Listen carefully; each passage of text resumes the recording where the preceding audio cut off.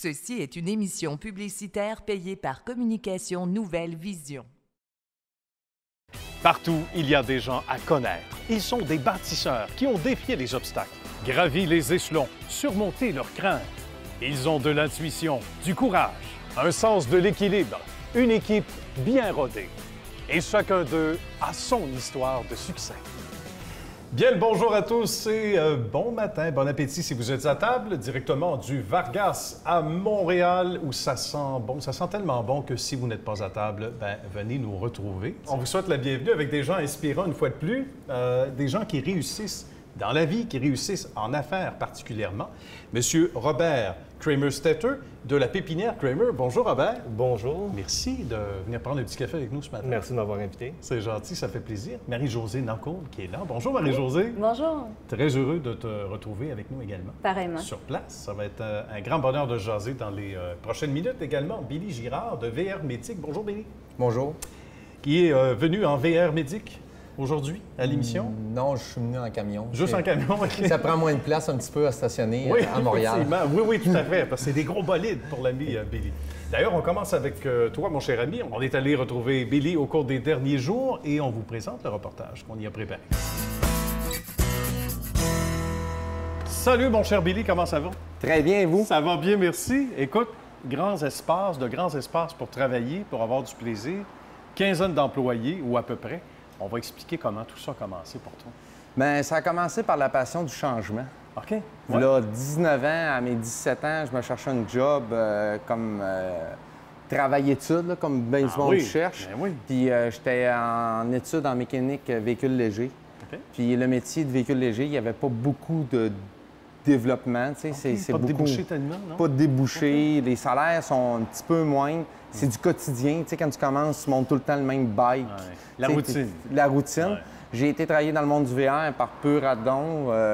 J'ai dit à mon boss, engage-moi si je fais pas l'affaire, paye-moi pas, puis remets-moi dehors. Puis c'est lui qui m'a donné les 5 premières années d'expérience de ma vie dans le VR. Oui, OK. Puis ça s'est passé comment? Parce que tu disais que C'était tu es arrivé un- là par hasard, mais tu as aimé ça rapidement? C'est un cheminement assez spécial. J'ai commencé laveur. OK. On l'avait Ben démotorisé intérieur-extérieur. Bon. Pour finir contremaître en 5 ans des expositions, 35 employés à m'occuper, oui. Aïe, aïe, aïe. 60 véhicules en moyenne à stationner. Fait que j'avais tout ça à m'occuper moi-même. Puis après ça, j'ai été cheminé tranquillement. J'ai été voir dans d'autres concessionnaires parce que le concessionnaire a fermé. Puis pour me ramasser à mon compte à partir de 26 ans que j'ai décollé ma propre entreprise. Hey, ça, c'est génial. Fait que ça fait depuis 10 ans que je suis à mon compte, que je travaille fort. Ma première entreprise, je l'ai vendue à de mes associés et OK. je me suis reparti dans VR Médic. OK. Justement, pourquoi VR Médic? Le nom est magique, puis les gens vont dire au départ, est-ce qu'il y a du médical? Y a-tu une ambulance quelque part? Non, il n'y a aucune ambulance, il n'y a aucun médical. Médic, c'est pour le médecin du VR. Bon. Que le mot VR, c'est le diminutif de véhicule récréatif. OK. Donc, ça veut dire rapidité, fiabilité, c'est tout ça là, que ça résume aussi. Exactement. Ça veut dire aussi véhicule récréatif, roulotte, oui.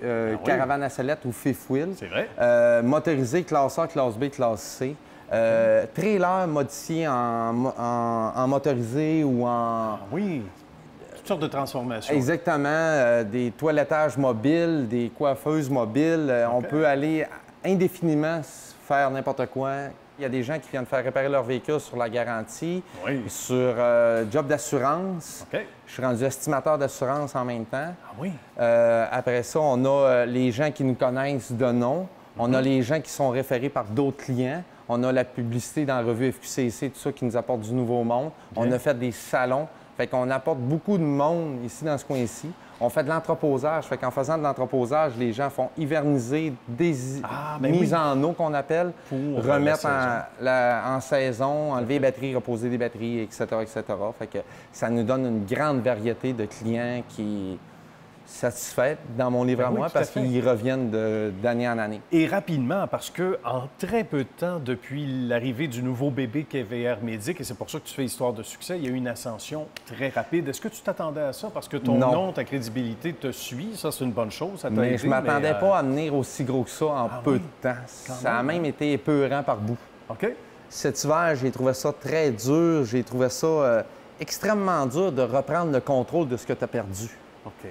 Parce que quand il rentre beaucoup de clients, tu rentres des fois beaucoup de personnel, mais ne veut pas dire beaucoup de clients satisfaits ou beaucoup de problèmes qui reviennent, qu'on a mal fait la job ou quoi que ce soit. Tu sais, on est tous des êtres humains, on n'est pas parfaits. C'est sûr. Je le dis même à mes clients. Sauf que quand on sort une job, j'espère qu'elle soit toujours le mieux qu'elle est faite pour pas qu'ils reviennent pour la même chose. C'est ça un peu pas un peu, mais beaucoup, Billy, le défi de répondre à la demande aussi. Exactement. Devant le succès, à un moment donné, c'est beau, mais ça fait boule de neige, mais il faut savoir être à la hauteur. Parce que il n'y a pas d'école de technicien dans le monde du VR. C'est vrai. Fait que c'est tout moi qui les forme à l'interne ou que je paye des formateurs pour former mon monde, pour réussir à avoir des techniciens à mon goût, à moi. Ah oui. Mais c'est vraiment pas facile, à faire. Quand c'est la basse saison, bien, là, on fait des formations, mais quand on arrive, qu'on est rendu au mois d'août, puis ils se sont pas servis de formation parce qu'ils n'ont pas... Ils n'ont pas eu le temps. Ils n'ont pas eu le temps, ils n'ont pas pogné le problème. Mais là, des fois, il faut que je recommence. Fait que c'est pour ça que je suis quelqu'un qui s'occupe des clients, qui est gérant de service, et qui s'occupe de mes techniciens en arrière, que je fais beaucoup de formations. Malgré mon peu de temps, bien, je vais aider à tous mes techniciens à être une meilleure qualification puis à leur montrer tout mon savoir-faire. Bien. Une belle équipe, c'est important quand on délègue, justement. Exactement. C'est là qu'on connaît les grands et les bons chefs. Ceux qui savent déléguer, ceux qui savent s'entourer des meilleurs hommes ou femmes, évidemment, dans leur entreprise. Il y a Stéphane Scott qu'on salue, qui est un de tes piliers également. Exactement, directeur général que j'ai engagé il y a un an. Ben oui. Que là, il m'a tout restructuré mon entreprise. Il m'a aidé à tout canaliser le côté chiffrier, le côté administration, que je suis pas pourri en chiffres, j'étais très bon en maths, mais que je n'ai pas le temps de m'occuper et que je veux pas m'occuper de ça. Correct. Moi, c'est les clients qui est principalement important. Fait que à partir de la semaine prochaine, ils vont venir rien qu'une fois par semaine parce qu'on est tous rendus avec un beau setup, que tout va super bien. Tout est là. Et sur des roulettes à part ça. Ta sœur également? Exactement, elle est associée avec moi dans l'entreprise VR Médic. De plus en plus, elle est en train de s'intégrer de plus en plus. C'est le fun parce qu'on s'entend super bien et c'est super le fun.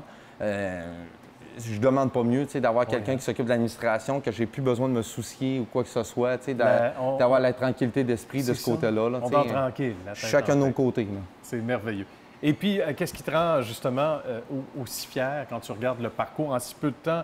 Bien évidemment, ton expérience, même si tu es encore très jeune, mais c'est les clients. Parce que Stéphane me disait justement tantôt, faut pas oublier que Billy, des fois, il est en dessous des roulettes, puis au-dessus, puis dedans, puis ce sont les clients d'abord et avant tout. Puis c'est pas le cas de tous les gestionnaires d'être sur le terrain. C'est les clients, les emails de remerciement, les cartes, parce que mon client est rendu en Alaska avec son VR qui nous a envoyé une carte. Le monde de la France qui nous souhaite joyeux Noël, puis tout ça, dans le temps des fêtes, parce qu'ils viennent ici avec leur VR, puis qu'on s'est occupé d'eux, on va les chercher à l'aéroport, on fait n'importe quoi pour nos clients. Ça reste que le client me donne entièrement satisfaction de réussite. Je peux pas demander mieux que ça. Tu sais, quand notre client est déçu, je suis déçu, c'est pas une bonne journée pour moi. Ça arrive pas souvent, heureusement. Billy, ça a été un plaisir. Merci, Nicolas. On va se prendre une petite bûche, là. On va jaser ça. À bientôt. On demande à Marie-Josée maintenant de poser sa question à notre ami Billy. Dis-moi, ta passion, elle a débuté comment? Le plaisir d'avoir jamais le même véhicule, le même problème. C'est pas du quotidien, le VR. C'est jamais... c'est du monde en vacances. C'est du monde qu'on sauve le vacances. C'est quand même plaisant de travailler dans ce domaine-là pour le non-quotidien et le monde en vacances qui nous appellent puis qui veulent avoir leur VR pour aller continuer leur périple en visitant ou quoi que ce soit. Fait qu'on leur répare ça, puis ils repartent dans leur périple. C'est vraiment le fun. On connaît du monde de l'Europe, de n'importe où. C'est vraiment plaisant. Oui. Robert a sa question maintenant pour Billy. Billy, est-ce que tu fais seulement des véhicules récréatifs?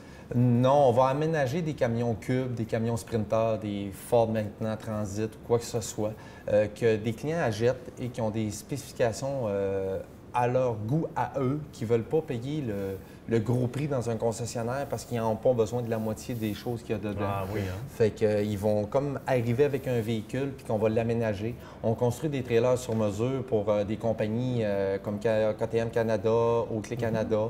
Fait qu'on fait vraiment l'ensemble de tout ce qui peut se modifier, qui se relie à un VR, à un véhicule récréatif en bon français. Mais mettons un salon spa mobile. Oui, il n'y a Ça pas de pourrait problème. se faire. Oui. Ah, je ferais le tour du monde, Ben, c'est c'est ça. ça. En attendant, ce sont les gens qui vont vers Meille. Exactement. Des quatre coins du Québec, on va le dire comme ça, et un salon bien spécial situé à Sainte-Marthe-sur-le-Lac qu'on est allé visiter dernièrement. Marie et Jade nous reçoivent dans leur bel environnement. Comment ça va, les filles? Ça va bien, mais Ça va bien.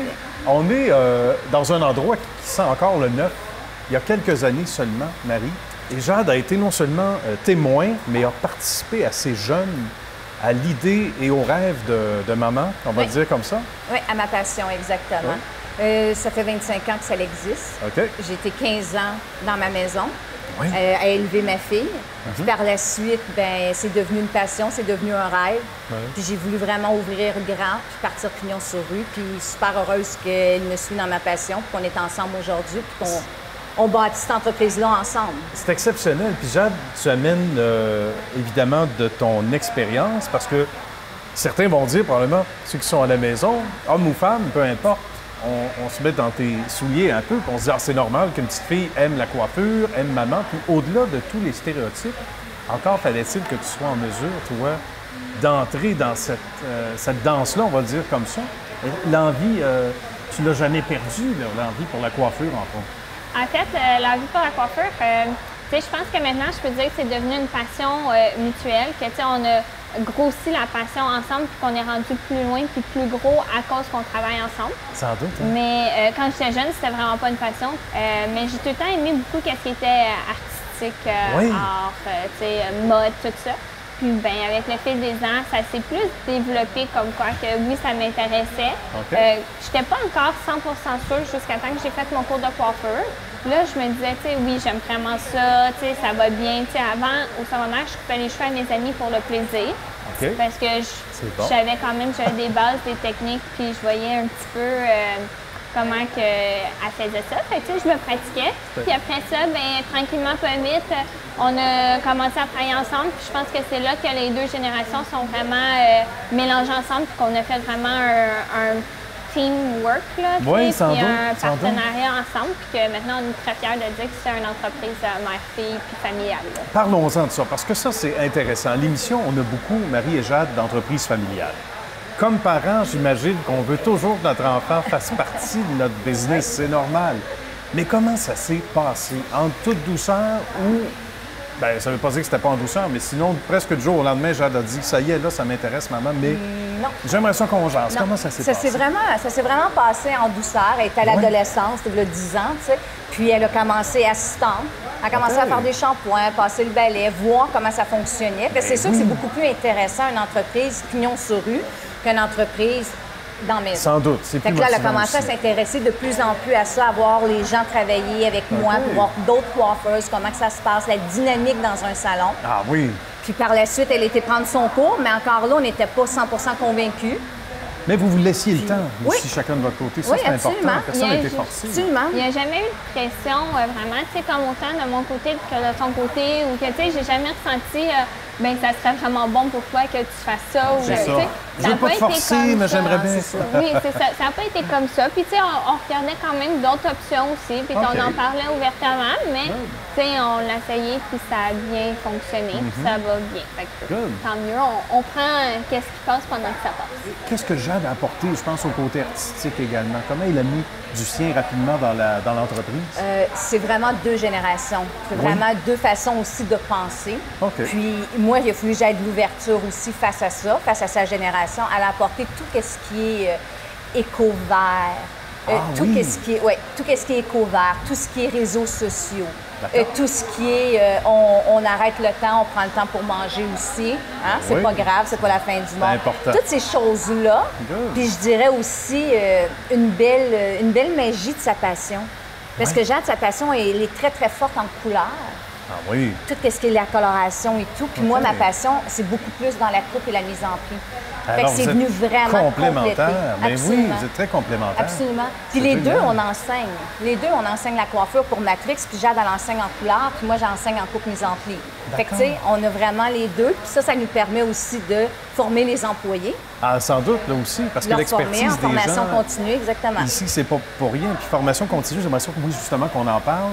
Parce que dans une autre vie, j'animais une émission qui tournait pas mal autour de la formation continue. Okay. Ça change tout le temps, ça évolue toujours. On a beau dire la coiffure reste la coiffure, il y a toujours quelque chose de nouveau. Ça prend un enseignement des mises à jour régulières. Là. Oui, mais en fait, les tendances changent à toutes les saisons. C'est pas nécessairement drastique pour les tendances, mais des fois, on voit plus de couleurs, des coupes de cheveux plus classiques. D'autres fois, c'est des couleurs plus classiques, des coupes de cheveux plus hautes.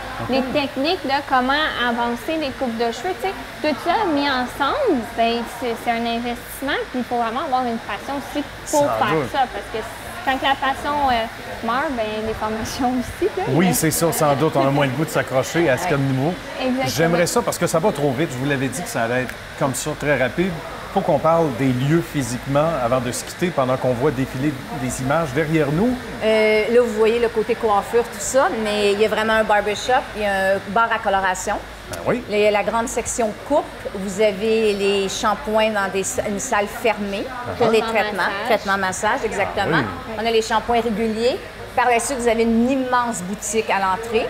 Vous avez un coin pédicure, un coin manicure, puis après en arrière, on a 5 belles cabines d'esthétique qui sont là, puis c'est vraiment 2 mondes à part. Quand vous rentrez en esthétique, vous n'avez aucune idée qu'il y a de la coiffure ici. Non, j'imagine. De là, le côté spa aussi. Hein? Oui. On est vite plongé dans une atmosphère de relaxation. Vraiment de relaxation, de détente et tout ça. Oui, de détente. Mais honnêtement, là, Nicolas, si je te parle de moments de détente dans notre entreprise, chaque cliente qui passe ici, que ce soit un client en barbershop, en coloration, en coiffure, en spa, en esthétique, en ongles, ils vivent toute une expérience. Du début à la fin. C'est important le mot expérience. Hein? Vraiment. On leur fait vivre des émotions, on leur fait vivre une expérience quand ils sont ici. Puis ça, c'est quelque chose qu'on a construit ensemble qui était primordial pour nous. Ah oui, hein? C'est un service vraiment personnalisé. Puis on leur fait vivre vraiment une superbe expérience. Bien, Jade et Marie, ça a été un bonheur. Pareillement. Merci de nous avoir accueillis dans votre bel univers. Continuez votre beau succès. On est très fiers de vous deux. Merci beaucoup. Merci. Marie, de quoi es-tu le plus fière? Je reviens toujours à ma fille. C'est ma fille que je suis le plus fière. Elle prend la relève au commerce. Les clientes, moi j'ai des clientes qui sont là, ça fait 25 ans que je coiffe. J'ai des clientes qui sont encore avec nous puis qui ont vu Jade faire ses devoirs au bout de la table de réception dans le salon de coiffure. Ah oui, là. Je te dirais que c'est elle, mais je te dirais aussi l'ensemble de l'entreprise. Ce qu'on a construit, ce que j'ai construit, ce qu'on continue à construire ensemble, l'équipe que nous avons, le service à clientèle qu'on livre à tous les jours à nos clients. C'est vraiment de tout ça que je suis fière. On se démarque beaucoup par rapport à ça, à notre service à clientèle. Bien. On se tourne du côté maintenant de notre ami Robert, qu'on est allé visiter au cours des derniers jours, et on regarde le reportage. Mario nous accueille à la pépinière Kramer. Comment ça va, Mario? Ça va bien, merci. Ça va bien. On travaille dans un si bel environnement au quotidien, mais il n'y en aura pas de facile, comme disent les gens dans le monde du hockey. Ça a commencé pour vous autres, la famille, en très bas âge. Raconte-nous les parents d'abord qui immigraient les parents ont immigré ici en 1957 de l'anciennement la Yougoslavie, qui est maintenant Slovénie-Croatie. Dans le vieux pays, je dis au vieux pays, ils étaient agriculteurs. Ils faisaient de la laitue, raisin, arbres fruitiers. Et quand il est arrivé ici, à travers des amis, il a commencé à travailler dans le paysagement. Et après ça, il a commencé sa compagnie de paysagement en 1960. Et en 1965, c'est là qu'a commencé la pépinière Kramer. Il faut développer tout ça sans mauvais jeu de mots. Donc, qu'est-ce qui fait qu'on s'est rapidement démarqué du côté de la pépinière Kramer par rapport aux compétiteurs? Parce qu'il y en avait à l'époque aussi. Oui, il y avait des compétiteurs, mais fin des années 60, mon père, à ce point-là, il allait à quelques pépinières locales où les plantes venaient principalement d'Ontario, aux États-Unis ou d'Europe. Et les arbres de gros calibre ne se faisaient pas beaucoup au Québec. D'accord. Et mon père a dit, bien, les arbres de gros calibre, ça va se faire au Québec. Et le monde le décourageait. Il dit, non, ça se fait pas au Québec, tu ne peux pas faire de gros calibre. Parce que ça s'était jamais fait? Ou... Ça se faisait pas. Ça se faisait pas. OK. Et là, après ça, mon père a dit, bien, les arbres, ça pousse. Il y a des boisés, ça pousse partout. Pourquoi on ne peut pas le faire? Oui. Fait que là, il a pris l'initiative et il a commencé à faire des arbres de gros calibre. Okay. Et c'est là qu'on a pris on va dire une avance sur beaucoup d'autres pépinières qui hésitaient de se lancer dans ce domaine-là. Parce qu'aussi, l'arbre de gros calibre, c'est un investissement à long terme. Ah oui. Parce que si on prend un arbre de 2 mètres, de 3 mètres et on plante en champ, on dit un arbre de 2-3 ans, là, à partir de la greffe, ça va prendre au moins 4-5 ans pour arriver au point de maturité pour être capable de vendre. Quand on parle d'un arbre de gros calibre. D'accord. Ça fait 4-5 ans d'inventaire et ça fait qu'il faut la tailler, le vaporiser, faire la maintenance, roulette, ainsi de suite. Beaucoup d'entretien toutes ces années-là. Il y a le personnel. On pense que ça va bien dans une pépinière. Il y a des semences, ça pousse ou finalement on plante d'un point A au point B et ça pousse. C'est pas mal plus compliqué que ça. On saute plusieurs années ou décennies. Mario, mais en même temps, on pense à 2008, qui a été difficile quand les États-Unis ont la grippe, nous on tousse, ou vice-versa. Ça ressemble à ça. Donc, ça n'a pas été différent pour vous autres. Ça a été un défi de tous les instants. Comment on s'est ajusté? On s'est ajusté en 2008, quand la crise économique est arrivée. Le marché américain a venu sec, complètement sec. Il n'y avait plus de demande. Fait qu'on n'avait plus la chance d'envoyer des arbres au marché américain. Fait qu'on restait ici. Fait qu'il y a eu une baisse de prix. On a eu un réajustement à faire parce que les Américains, c'est des gros acheteurs d'arbres de grosses dimensions, de gros calibre. On parle de 6 pouces ou 15 cm de diamètre à 1 pied du sol et plus. Bien. Et quand les Américains, comme tu as dit, il y avait la grippe, bien là, il n'y avait plus l'envie d'acheter ces gros arbres-là. Ça fait qu'il y a eu un ajustement qui a été fait.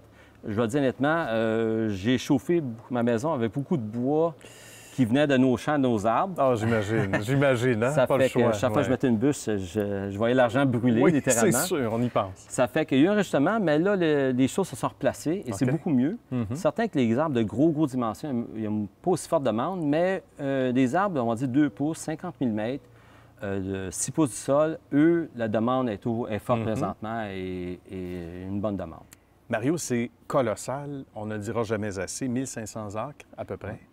Il y a des visites étudiantes qui se font aussi. 300 jardins, il ne faut pas l'oublier, mais des visites étudiantes. Et ça en dit long sur la notoriété de l'emplacement. C'est pas rien. On en fait une vingtaine par année au moins. Différentes écoles d'horticulture à travers du Québec. On a même une école de France qui vient de faire une tournée une fois par année. Bien. Puis même l'année passée, j'ai eu un groupe de Russes, de la Russie. D'accord. Il y a des contraintes naturelles aussi. Il y a des obstacles, il y a des défis. Je pense à l'Argile du Frêne, entre autres. Ça c'est pas facile et on voit à quel point ça a contaminé bon nombre d'arbres. Et là aussi, pour vous, vous trouvez une solution. Je pense aux municipalités, à l'État en général. On s'est retourné de côté comment? Et on le fait encore, là? On le fait encore présentement parce qu'il y a beaucoup d'arbres qui se font abattre présentement en prévention. Le monde, souvent, arrive chez eux et dit « Pourquoi que mon frein commence à dépérir à partir de la tête en descendant? » C'est soudain, hein? C'est ça vite. On parle de 2-3 ans qu'un arbre peut mourir, un frein. Et il y a beaucoup de remplacements qu'il a fallu faire. Et maintenant, beaucoup de municipalités sont dans la procédure à remplacer les arbres. Et maintenant, c'est principalement plus la région de Montréal, mais ça commence à s'épanouir un peu partout. Mais dire à quel point il faut se retourner de côté rapidement. La technologie est entrée dans cette industrie aussi. Parlons-en un peu de ça, Mario. Une technologie qui vous aide beaucoup plus qu'à l'époque. Qu'est-ce qu'on réussit à faire de plus maintenant grâce à cette technologie-là dans votre secteur? Bien là, vous allez voir la vidéo aussi, démonstration d'une arbre arrachée hydrauliquement. Oui, on voit Moi, les je me images. souviens, quand j'étais assez jeune, là, qu'on faisait ça manuellement. Et une équipe de 2 personnes pouvait arracher peut-être 10 arbres par jour. Ah, d'accord. Il fallait faire la motte en jute avec la corde, au lieu que maintenant, qui est faite mécaniquement avec une excavatrice hydraulique. Ah oui. Après ça, on sort l'arbre du sol et après ça, on le met dans un panier de broches avec la jute. Et tout se fait automatiquement. Tout se fait automatiquement. Et une équipe de 4-5 personnes peut arracher facilement jusqu'à 200 arbres dans une journée. C'est extraordinaire. Quel travail colossal. Et il y a des humains aussi qui travaillent d'une façon aussi colossale. Qu'est-ce qu'on y fait dans ce beau coin de votre terrain ici? On produit de tout. On va commencer à partir on va cueillir la semence nous-mêmes dans nos champs ou des coins stratégiques que je garde secret, parce que le monde le savent. C'est certain, il ne faut pas dire ça. Non, c'est ça. Ça fait qu'on va cueillir la semence ici parce que on essaie de garder de la génétique d'ici. Bien. De rusticité principalement. Parce que si l'arbre pousse bien ici, il y a des bonnes chances qu'il va pousser chez Maison ou des projets ici. Ça semble logique, oui. Parce que des fois, si j'ai eu l'expérience d'avoir acheté des chênes des États-Unis, des petites chênes, Et la nouvelle pousse à l'année, elle gelait tous les ans. Ah Ça oui? fait que ça faisait un arbre croche et le bourgeon terminal qui gelait. Mal formé. C'est mal formé. OK. Et depuis qu'on fait nos propres arbres, on évite beaucoup ce problème-là. Ah oui. Et l'autre chose qu'on fait, c'est qu'on essaie de regarder la beauté de l'arbre. OK? Si on est capable de choisir, on a l'embarras du choix, de choisir la semence d'un arbre qui est beau, fait que là, on va prendre ces semences-là parce qu'on a une bonne chance que la génétique de cet arbre-là va être transmise à la semence. Tout à fait. Comme je dis toujours en riant, je dis toujours, on sait c'est qui la mère, on sait jamais, on sait pas c'est qui le père. C'est ça. Ça aussi, c'est un secret. C'est ça. On sait pas si... Mais au moins, on sait c'est qui la mère. C'est fascinant. Bien, merci pour ce beau tour d'horizon. Mario, on aurait pu continuer ça longtemps. Salutations à toute la belle famille également. Merci à Pépinière Kramer. Dis-moi, tu desserres quel marché exactement? On a 2 centres de jardin qui font de la vente au détail et un centre de gros. 25 de nos ventes sont vers le détail et 75 sont de la vente en gros. La vente en gros, principalement, ça représente la vente de matériel horticole aux municipalités, villes, contracteurs, des projets d'envergure comme l'autoroute 30, projet Bonaventure, etc. On fait aussi des exportations. On fournit du matériel en Ontario, les Maritimes, le nord-est des États-Unis. On a vendu des arbres jusqu'au Colorado. Ah oui? Ah oui. C'est bien. Donc, il y a des épinettes du Québec au Colorado? Ah oui, les arbres poussent très bien dans le sud. Ils sont très heureux de partir de l'hiver québécois. Ben oui, peut-être. Sans doute. Billy, maintenant, sa question pour Robert. De où ta passion a débuté pour la pépinière, l'horticulture qu'on dit dans ce domaine-là? Ça a débuté de où? Bien, je viens d'une famille d'immigrants. Mes parents sont italiens. Ils sont venus ici en 57, parlant pas l'anglais ou français, pas un sou dans les poches. Et ils ont commencé l'entreprise en travaillant 13 heures, 7 jours semaine. Et moi, dès que je pouvais marcher, je travaillais. Même chose que mes frères aussi qui travaillaient dans l'entreprise. Et ils ont travaillé très dur. Et pour moi, c'est une fierté de prendre la relève de la compagnie qu'ils ont construit. J'imagine, hein? Ouais. Au-delà du facteur monétaire dans vivre, il y a toutes les racines familiales, c'est le cas de dire, c'est un mauvais jeu de mots, là, toutes les racines d'avoir bâti l'entreprise. Absolument, oui. C'est quelque chose. Un peu comme éventuellement Jade pour Marie. Hein? Je suis sûre que les parents, Robert, ils doivent être extrêmement fiers parce que c'est toute une fierté quand les enfants prennent la relève. Là. Absolument. Puis vous connaissez un petit peu aussi les entreprises familiales? Non, ou pas des encore. amis qui sont dans la... Oui, des amis, qui vivent ça. Mais moi, dans mon entreprise, ben je souhaite que soit les enfants de ma soeur qui est avec moi dans mon entreprise ou mes enfants reprennent ça. Ça serait un très beau cadeau qu'ils pourraient me faire. Ben oui. Mais on va savoir l'avenir plus tard. Ben oui, l'avenir est dans le futur, comme disait Claude Ruel. Hein? C'est à peu près ça. C'est déjà le temps de se quitter et c'est pas parce qu'on n'est pas en bonne compagnie, parce qu'on aurait souhaité poursuivre ça pendant des heures minimum, un marathon ou un téléthon. On y va avec vos adresses web respectives avant de vous quitter. D'abord, mon cher Robert, pour la pépinière Kramer. www.kramer.ca. Très bien. Merci beaucoup de la visite, mon cher Robert. Merci. Marie-Josée. La même chose, c'est le nom de l'entreprise, www.styleentête.com. Styleentête.com à Sainte-Marthe, sur le lac. Oui. Mais on y arrive de partout, évidemment, on disait. Oui. Pour l'ami Billy. C'est la même chose dans mon cas aussi, c'est www.vrmedic.com. C'est facile à trouver. On est très disponible à répondre à tous vos projets, vos questions et pour tous vos problèmes de VR, venez nous voir. Absolument. C'est bien vendu. Merci, Billy. Merci à vous tous. Merci. Et merci à vous d'avoir été là, chers amis. On se retrouve la semaine prochaine. Merci. Merci beaucoup.